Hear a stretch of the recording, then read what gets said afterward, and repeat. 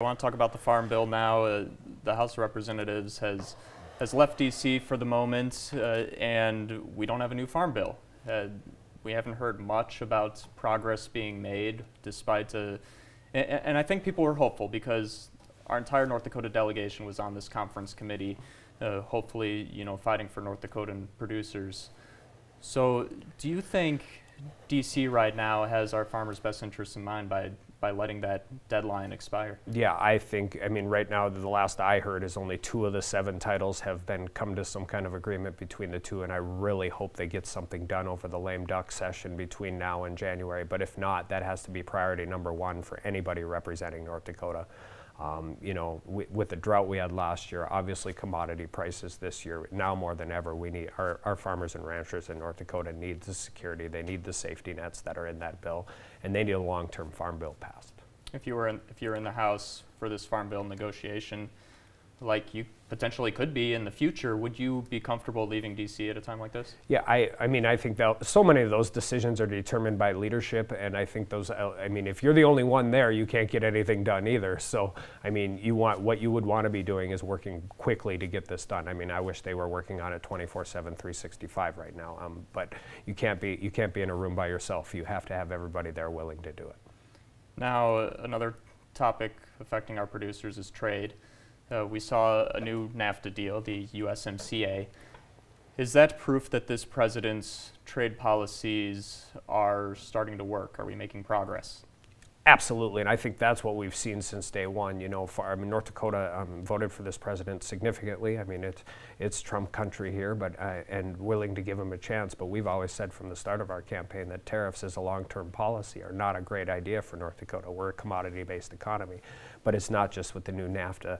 We've gotten better deals now with Argentina moving forward. They just lifted a 15-year ban on U.S. beef, and we continue to see some progress on how these trade deals are going. China's a different deal, but it's obviously a huge factor in North Dakota soybean production. So we need to continue to keep the pressure on, and we need to work to get better trade deals with China and other countries as well. But we also have to do it in a way that doesn't just protect this generation of farmers, but the next generation as well. You mentioned China. August numbers came out. Soybean exports for the United States down 28% in August. Are we getting to a point with this trade tactic where our producers are going to be hurting long term? Should we be concerned now? Yeah, I think we always need to be concerned when we're dealing with those issues, but we've had bad trade deals with China for a long time, and it's predated the Trump administration, obviously, and whether it's intellectual property or other reasons. And they specifically picked these tariffs to be, retaliate in the heart of where we're at, and that none of that really helps anybody who's trying to harvest soybeans in a snowstorm in eastern North Dakota right now. But at the same time, we're here now, and we have to work with this president to make sure we get these deals done as quickly as possible. Given the state of the trade wars, given the latest on the Farm Bill, do you think Congress in its current state and Washington, D.C. as a whole, do you think that they are focused enough on the agriculture industry? I think if you would look at what Congress has been focused on, particularly the Senate, obviously, but over the last 2 weeks, no, I don't. I think these issues need to continue moving forward. Problem with the expiration of the Farm Bill is they say it expires at the end of September, but then it doesn't really expire until December, and there always seems to be an excuse not to continue to work forward with it. And even in the difference between September and December, there's programs that come into question in those things, and we need that long-term safety net, and it's important. It's important for producing states.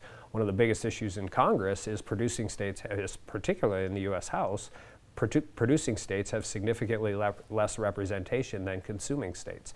And so I think you run into those issues as well. And they're not always partisan issues, they're urban versus rural issues, and we need to continue to advocate for the issues of states like North Dakota that produce the food, not just for the state, not just for the country, but for the whole world. I think healthcare at the federal level has been broken. There's no secret that the 2 biggest insurance issues we have the biggest problems with in North Dakota are flood insurance and health insurance, and those are the only 2 that aren't truly regulated at the state level.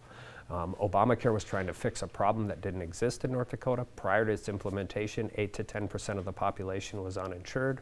Right now, after 8 years of implementation, 8 to 10% of North Dakota's population is still uninsured. And we've covered more people on the lower end of the spectrum, but we've driven up so many costs on the private market and the employer market that we're just shifting the burden of uninsured people to Main Street and to our local family farms. And I love this state dearly, but our population is a suburb of Chicago, Illinois. The better we will be on healthcare in North Dakota is if we can get the federal government out of it, get the money back here, and let our insurance commissioner, John Gottfried, and our governor, Doug Burgum, figure out a way to insure North Dakota citizens. But if the Affordable Care Act is deemed unconstitutional, potentially a lot of North Dakotans could lose their health care. If the Affordable Care Act is deemed unconstitutional, it's because that there was a law that put it in place and then the part of the law that went away. But yes, we need to continue to work for health care insurance. There's no serious plan offered by the Republicans that gets rid of pre-existing conditions. That is obviously that is one thing from Obamacare that is very popular and with good reason. We want to continue to cover those people, but we need to do it in a way where we continue to stabilize and drive down costs, because otherwise the politics of healthcare ignore the economic and medical reliability. Without significant reform, sooner or later, we're not going to be able to pay for the coverage we're providing.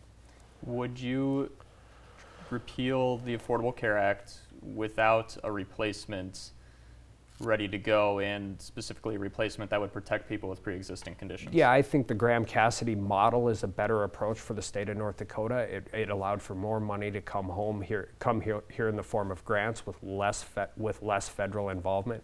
And I understand why national Democrats and national Republicans fight about this issue. I mean, it was the signature piece of legislation from Obama. I mean, it had his name on it. It's called Obamacare.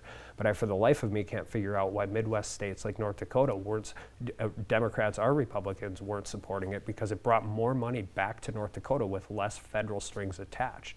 And that's a solution that we can deal with in North Dakota, and we can pass policy to insure our citizens without having to worry about the partisan fights that happen in D.C. Well, the concern with Graham-Cassidy was that it didn't do enough to protect the people with pre-existing conditions and could have potentially allowed insurers to raise their rates much higher than.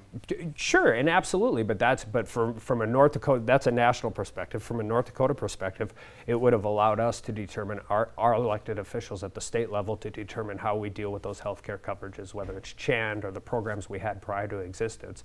And I just firmly believe we are better off in a health care system where we're making those decisions with our North Dakota elected officials and not in Washington, D.C. I've had a tremendous amount of success in the North Dakota legislature. I marshaled through the largest infrastructure package in the history of the state, and we did that in a time where we had commodity prices lowering and moving from there. But I think just generally, I have a conservative, pro-business approach, reasonable regulation that doesn't hamstring our local businesses, our local ag producers, our local energy producers, and I support lower taxes and more money going into people's pocketbooks and less money going to the government. And I think that's a big distinction, because MAC has voted against every one of the significant tax cuts that we passed in North Dakota that made North Dakota the best state in the nation when these benefited more than any other state in the nation when the Trump tax cuts passed.